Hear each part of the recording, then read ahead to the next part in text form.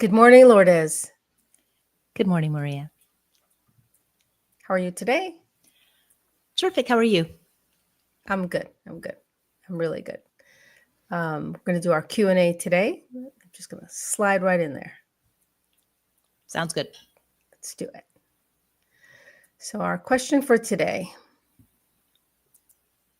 why do I feel so much pressure to conform to family expectations? And I know that I'm grateful for this question because I know a lot of people are experiencing this, especially with the pressure of the holiday and the family reunions. Yeah, this is exactly like you just said.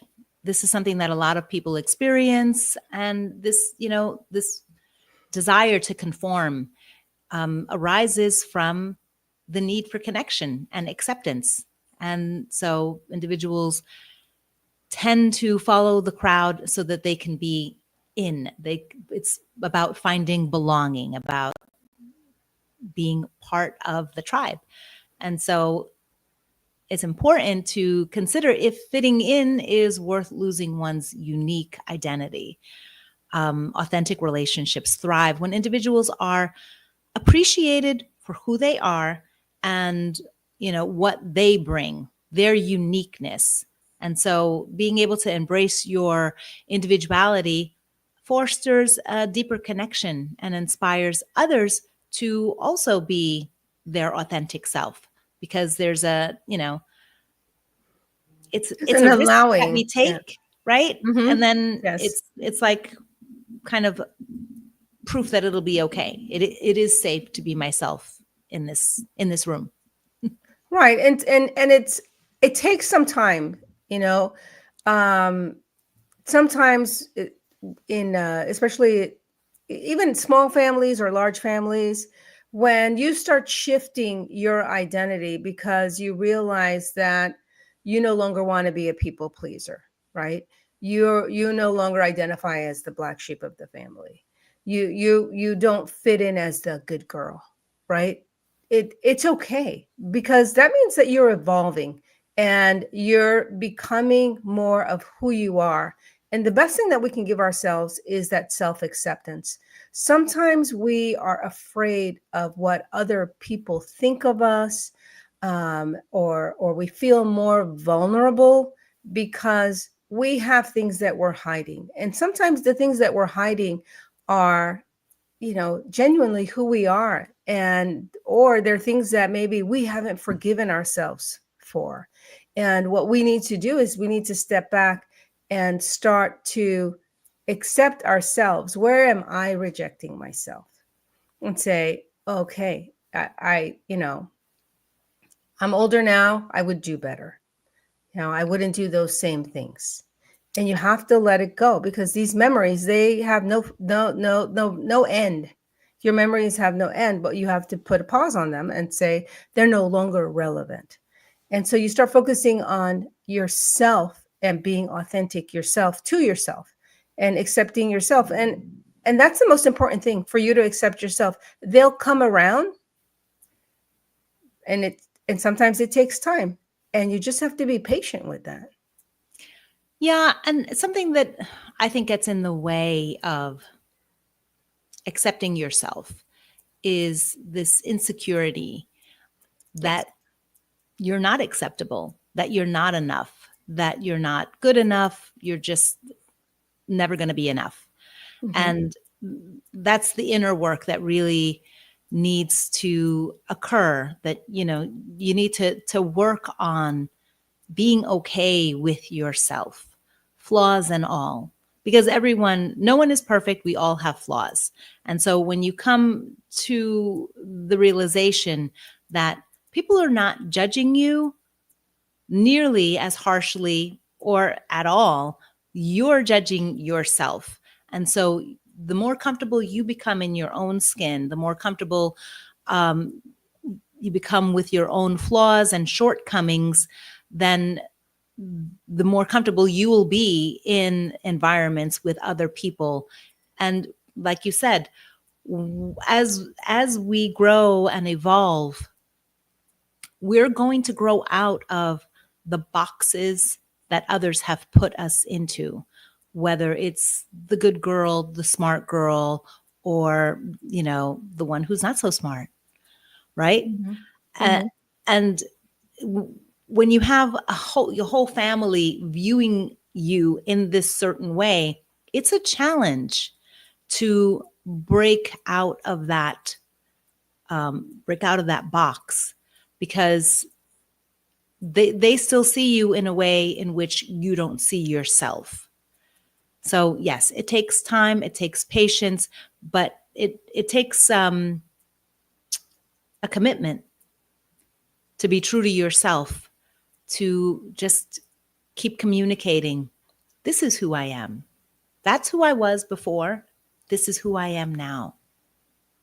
Right. And there will be acceptance with that continued communication of, this is who I am now. Right. And when we're rejecting ourselves, when we haven't accepted the evolution that or journey that we're on, what happens is that it doesn't matter how many people approve of you. At the end of the day, you're still not approving of yourself.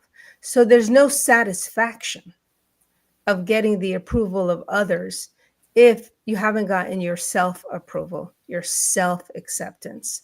So don't fight that battle. It's a losing battle. You're not going to be happy. You're not going to be fulfilled if everyone loves you. It's like, this is when you start having imposter syndrome, because you think that they don't know you, and they love the identity, and so you're not happy. What do you want? Happiness. And when you're happy, that's when you can really feel the love that others have for you. And so focus on yourself. Yeah. And what I was going to interject is that when we can't receive the praise of others, we're usually blocking it with thoughts like, oh, if they only knew, if they only knew, this part of me, or this flawed sense of who I am, past mistakes, things that I've done.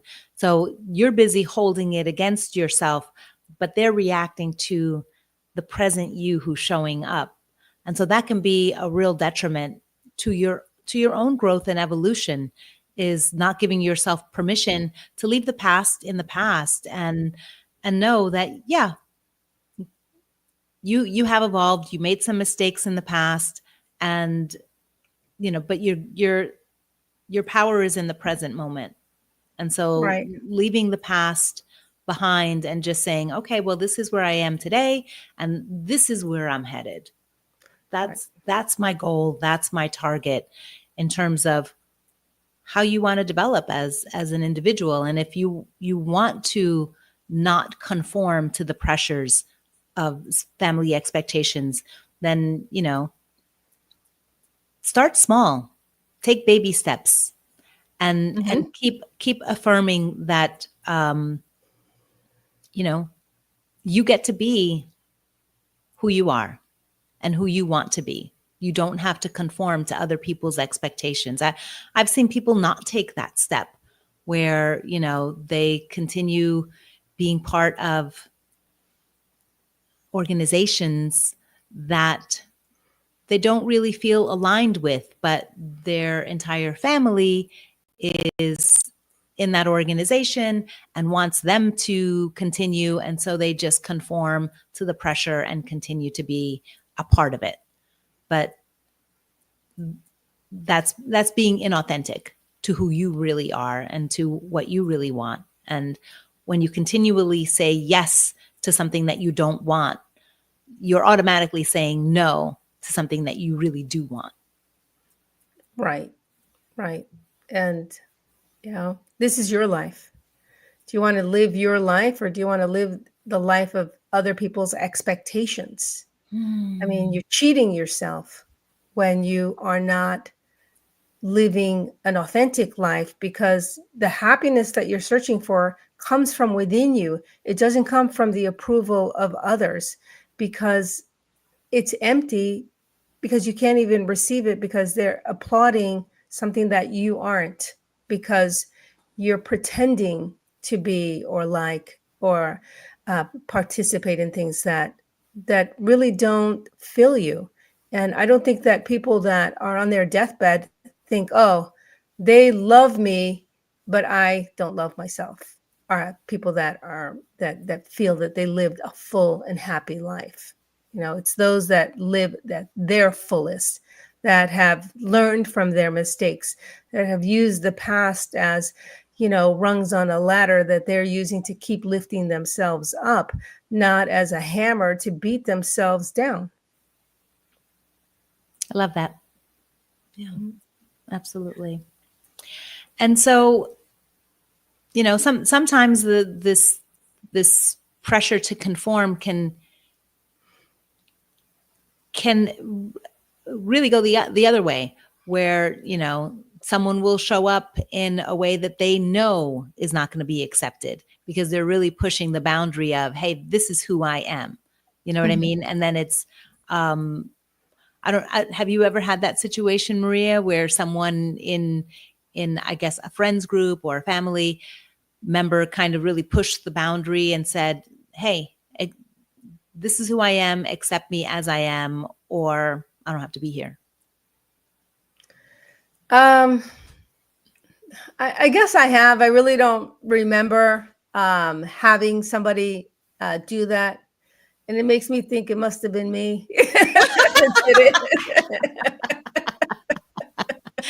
Well, my point is that takes a lot of bravery to show up and just be, hey, this is who I am, accept me or don't, but I'm not going to continue to hide who I am to please you. Right. Yeah, I think that the thing is that like sometimes we're ready for a fight, and so we show up really aggressive of, and say, hey, this is who I am, when it's like you think you're fighting them, but you're only fighting yourself, because you're ready for their criticism, but their criticism is a reflection of them. It's not a reflection of you. It's, oh, this is their standard and they want you to be this way. And you've gone to the other side of the spectrum and said, no, I'm gonna, it's like they want you to be in formal attire, and you're like, no, I'm coming in shorts, just to give you an idea. And the thing is that you don't have to go to the extreme, but we're so tense and ready for that fight, and to fight for our rights. And sometimes we can just shift a little bit, not to conform, but to be more ourselves, but know that the fight is not with them. The fight is always with yourself. The battle that you're fighting is like is yourself. It's like Cervantes. It's a windmill. That the fight you have to fight is within yourself, and say, it's okay to be me. And when you say it's okay to be me, then if they like you, great. If they don't, it's okay. And so, you don't have to be so aggressive and say, well, F you, this is who I am. It's more like, hey, here, this is who I am, and it's okay if you like me, if you don't like me, it's fine. Well, you ultimately, you belong to yourself. Yes, definitely. Well said. And that's really the greatest comfort that you can have, and walk into any room, confidently and with a sense of security, because you truly do belong to yourself. And can, if criticisms arise, you can withstand it, knowing that it's about the other people, and you don't have to meet other people's expectations. You can just be who you are fully. Yeah. And I think that that's really the message. Be yourself, honor yourself, and where you have these fissures, heal them. Just look and see what needs healing in yourself so that you can move forward. Don't focus on the outside of what their expectations are. What expectations have you failed for yourself that you're still upset about? Look at them, journal, decide to either let it go or do something about it, but don't keep it hanging over your head. Right, right. And I believe we have some tips for helping people to build confidence and lower fear as they're going into gatherings where they might feel like they're going to be judged. And so, you know, it's a practice, it's a muscle that you can build and you can strengthen over time. So, you know, positive affirmations, certainly, you know, reminding yourself that you are enough just as you are, and that your value isn't determined by other people's opinions, and that you have a right to set boundaries and honor your own needs. And Right. affirmations like that, you can, you know, say them out loud, or you can write them down, or you can, you know, have them handy so that you can kind of bolster yourself, right? Right, right. Do that, you know, strengthen your inner dialogue, right? That's where it begins. Strengthen your inner dialogue. And, you know, you see that negative or feel that negative criticism coming, reframe it so that it helps you, not pushes you down. But strengthen and allow yourself to accept yourself and forgive yourself and have a lot of self-compassion. You know, focus on your small wins and engage in a lot of self-care so that your inner dialogue, that's your true defense. Yeah. And then something else which is a practice that I engage in daily is the, you know, spending time in gratitude. You know, when you can really tap into the feeling of everything that you're grateful for, or just 5 things that you're grateful for, right? Right, On right. a daily basis, it opens you up in a way that really my telling you about it is not sufficient. It's in the practice of experiencing it yourself, and it may not happen immediately. It may not happen, you know, in 5 days, but over time, this expansion and this like a peacefulness, a contentedness within yourself arises. And so that's something that I highly recommend, is a gratitude practice. Absolutely. And I always like to recommend, of course, tapping. If you know how to tap, do some tapping, lower that cortisol, start doing it now. Start tapping now. You'll start lowering that cortisol. So you're not so, you know, whatever your triggers are, they progressively are receding because your cortisol is lowering. So start tapping and start journaling. If you can add meditation, of course, mindfulness, these Box all will breathing. help you. Box breathing Yes, box is, breathing. you know, you can duck into the restroom if you're feeling very uncomfortable or triggered. And you know, obviously, it's if it's not the right time to have a conversation, but you can make yourself feel better by stepping away, practicing some box breathing, you know, deep breathing. Inhale for the count of 4, hold for the count of 4, exhale to the count of 4, hold to the count of 4, and just repeat that maybe 4 or 5 times to, again, get into a more calm, centered, composed mind. Absolutely. Well, I think that's it for me, Lou. I think so too. Thank you for joining us, and we will see you next week.